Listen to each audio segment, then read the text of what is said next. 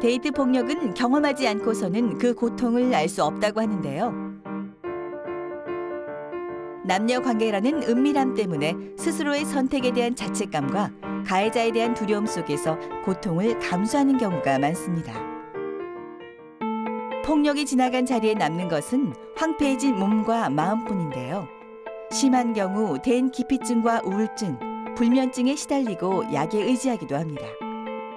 나아가 가해자에게 보복할 생각을 가지거나 자살을 시도하는 경우도 있는데요. 최악의 경우에는 고통을 견디지 못해 가해자를 살해하는 일도 일어나곤 합니다. 데이트 폭력의 고통에서 벗어나려면 어떻게 해야 할까요? 고통을 혼자서 감내하려는 생각을 버리고 가족과 친구 등 주변 사람에게 도움을 청하거나 상담소에 도움을 받는 것이 좋습니다.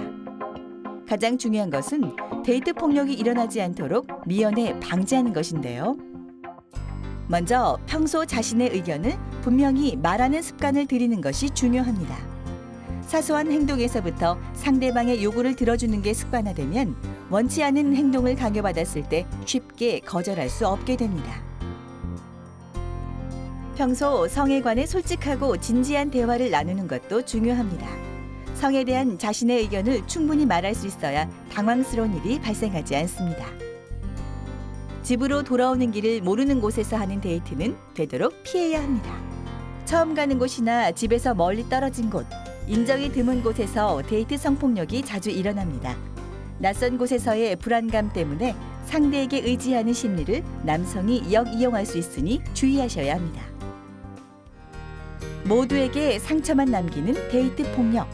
더 이상 사랑이란 이름으로 서로를 아프게 하는 일은 없어야 합니다.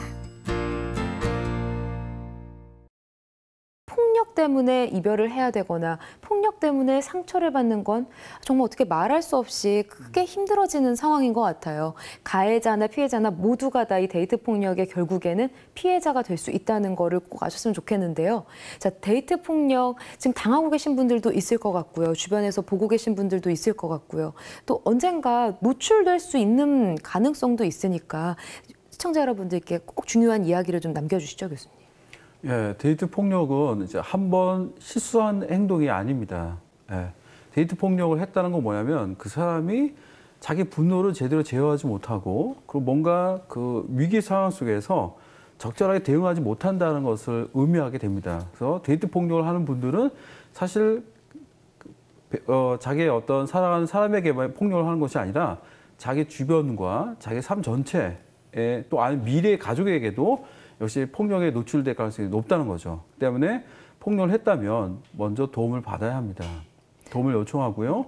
그리고 또 폭력을 행사한 어떤 그런 남자친구나 여자친구를 경험했다면 그걸 참고 그다음에 다음번 기회를 주기보다는 거기에 대해서 분명한 그런 대응이 필요한 거죠. 혹시라도 데이트 폭력에 시달리고 계신 분들을 항상 도와주는 전화센터가 있다고 하니까요. 아래 나가는 이 전화번호 혹시라도 폭력에 노출되어 있는데 주변에 도움받을 손길이 없고 어떻게 알려야 될지 방법 모르시겠다면 아래 나가는 전화번호로 꼭 상담을 한번 받아보시는 것도 좋을 것 같습니다.